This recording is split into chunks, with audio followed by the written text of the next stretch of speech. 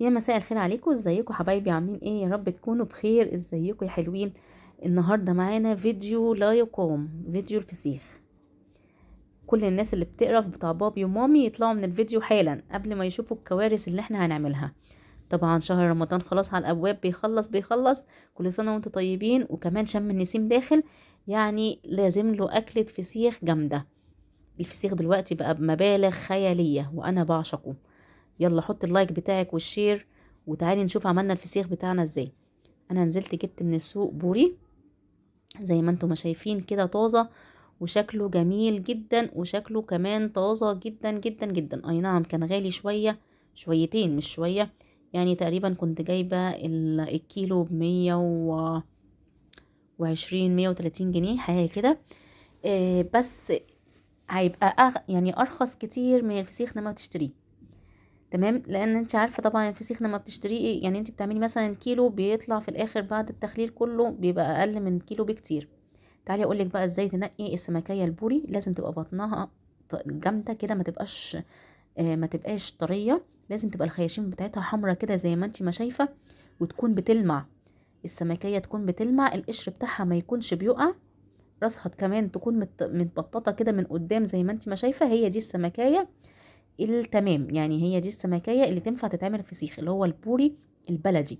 تمام كده. بصي لونه بيلمع ازاي ونضيف ازاي، كمان ما بيبقاش طري ومنزل دم زي ما انت ما شايفه كده. نضيف الواحده بوحدتها، تتاكل نيه زي ما بيقولوا. تمام، دي الكميه اللي احنا هنخليها مع بعض النهارده. اول حاجه انا شطفتها شطفه حلوه كده، ودخلت الميه في الخياشيم بتاعتها ونضفتها تنظيفه تمام زي ما انتم ما شفتوا كده. يعني مخليها بتبرق. اللي يقولك بقى ما تنضفيش الخياشيم علشان الميه ما تخشش جوه والكلام ده، لا، هي لازم تتنضف بالطريقه دي. فتحت الخياشيم ونضفتها كويس وسبتها بقى بالطريقه دي تتصفى. قعدتها ليله كامله من بالليل لتاني يوم لغايه لما حجرت ونشفت زي ما انت ما شايفه كده. تمام كده. طبعا ببقى مغطيها بحاجه خفيفه. المهم هبتدي بقى اول لما الاقيها خلاص كده نشفت خالص، اجيب كميه مناديل وافتح الخياشيم بتاعتها واحشيها مناديل. طب ليه بعمل الحركه دي؟ علشان تخليها تشرب او تمتص الدم لو كان فيها لسه دم ايه منزلش. طبعا انا في المصفى دي حاطه من تحت المصفى دي طبق طول الليل. يعني مثلا لو انا ابتديت اجيب الفسيخ بتاعي واشتغل فيه من النهار مثلا الساعه 2 الظهر، هشتغل فيه تاني يوم 2 الظهر بالطريقه اللي انتوا شايفينها دي، يعني ببيته ليله كامله. خلاص سبته كام ساعه بقى كده جوه المناديل. خلاص شربت كل المناديل وطلعتها طبعا، يعني ما حبيتش اوريك شكلها كان عامل ازاي. طبعا كانت لمت الدم كلها. هبتدي بقى اعمل مساج للسمكيه، ودي اهم مرحله، اللي بتخلي لك النساير بتاعه السمكه طالعه حتت كده زي ما انت ما شفتيها في اول الفيديو. هدلك بالراحه على قد ما اقدر، يعني ادلك مش جامد عشان بطنها ما تضربش مني، وفي نفس الوقت اطري كل الحتت اللحم دي بصوابعي. تمام، عملنا كده مساج لكل السمك. انا جبت نص كيلو من الملح الخشن، هحط عليه معلقتين شطة، ومش هضيف اي حاجة تاني، ولا زيت ولا كركم ولا زعفران ولا كاري ولا اي حاجة من الحاجات التانية دي. هي نص كيلو من الملح الخشن، ومعلقتين عليه شطة. بس كده لبست جوانتي طبعا علشان خاطر ريحة الشطة. اول حاجة فرشتها في الكيس من جوه هو الملح، حبة ملح صغيرين كده في الأرضية. وبعد كده هبتدي بقى احشي كل الخياشيم بتاعته واكبس على قد ما اقدر. لازم الملح خشن، ما ينفعش ملح ناعم علشان ما يطلعش حادق منك. يعني اهم مرحلة انك انت تعملي الملح خشن مش ناعم. لو الملح ناعم هيستوي بسرعة منك وكمان هيبقى حادق. تمام كده. وانا بصراحة ما بحبهوش يبقى حادق، يعني انا بحب يبقى يعني ملحه مظبوط، وده هيخلي الملح بتاعك مظبوط بالشعر. هحشي على قد ما اقدر واضغط اضغط اضغط جامد علشان ما اسيبش فيها اي تهوية. هحط بقى واحدة عكس التانية، يعني واحدة شمال والتانية يمين، واحدة شمال والتانية يمين. وما بين كل طبقة وطبقة هبتدي احط كمية تاني من الملح جوه الكيس. اهم حاجة الكيس اللي احنا هنحط فيه الاول يكون كيس ابيض طبعا، ما يبقاش الكيس الاسمر. احنا هنحطه يجي في 7 اكياس تاني بعد ما نخلص المرحلة دي. بس اول كيس ملامسة ليه يبقى كيس نضيف وابيض طبعا، علشان الاكل ما يتأثرش بالاكياس السودا دي، مش صحية ولسه هيتفاعل مع الملح، فملهوش لازمة خالص. تمام كده.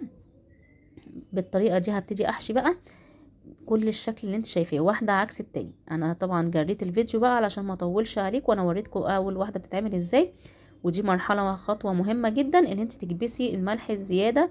وما بين كل يعني ما بين كل طبقه وطبقه هنضيف حبه ملح وشطه يعني، وبس.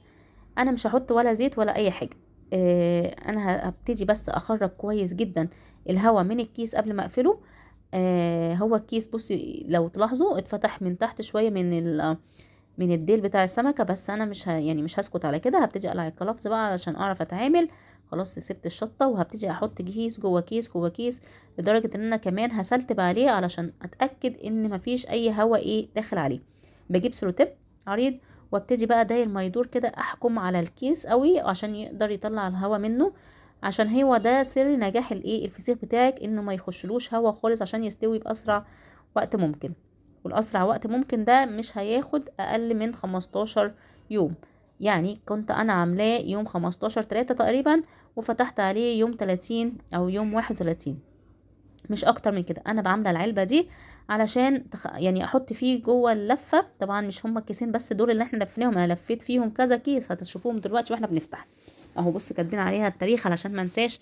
في الفتره ما بين ال 15 يوم دول انا كل كام يوم بقلبها الناحيه دي شويه والناحيه التانية شويه، وتاني يوم او كمان يومين اقلبها الناحيه التانية، يعني علشان الفسيخ ياخد راحته. شفتوا الميه اللي نزلته في العلبه؟ ده عادي جدا جدا جدا. يعني بعد 5 ايام من عمايل الفسيخ هتبتدي تشم الريحه دي بقى، وتبداي طبعا تشوفي الميه دي. فعشان كده لازم احطه في جردل، لازم احطه في علبه، فانا عامله له علبه دي مخصوص. بصوا بقى الجمال، شفتوا كام كيس انا حطاه؟ ونحط كذا كيس ونربط، ونحط كذا كيس ونربط. كل ما كان محكم ومغلق قوي كل ما كان الفسيخ بتاعك بصي زي العسل وزي الزبده. بصي طري قد ايه من المساج اللي احنا عملناه. بص انا حطاه في كام كيس عشان يبقى محكم وما يبقاش فيه هوا داخله.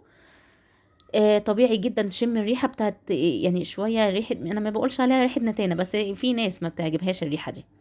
ده طبيعي جدا. هتلاقي شويه دبان او ناموس او يعني هاموش كده ابتدى يتلم في الشقه من الريحه، عادي خالص. ههوي الدنيا وظبطي الدنيا، وطول ما هو مقفول فهو تمام.